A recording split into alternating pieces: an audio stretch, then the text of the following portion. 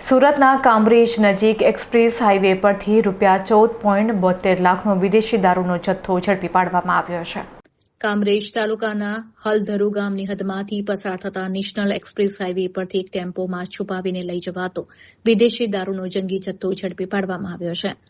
એલસીબીની ટીમે ચોક્કસ બાતમીના આધારે દરોડો પાડી ટેમ્પોમાંથી 14,72,544ની કિંમતનો વિદેશી દારૂ કબજે કર્યો હતો. આ સાથે જ દારૂની હેરાફેરી માટે ઉપયોગમાં લેવાયેલો ટેમ્પો અને અન્ય ચીજવસ્તુઓ મળીને પોલીસે કુલ ₹24,91,044નો મુદ્દામાલ કબજે કર્યો છે.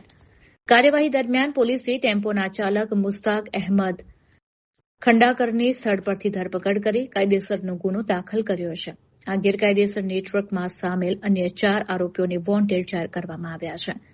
વિદેશી દારૂનો આ જથ્થો ક્યાંથી લાવવામાં આવ્યો હતો અને કોને સપ્લાય કરવાનો હતો તે દિશામાં સુરત ગ્રામ્ય એલસીબી દ્વારા આગળની તપાસ હાથ ધરવામાં આવી છે.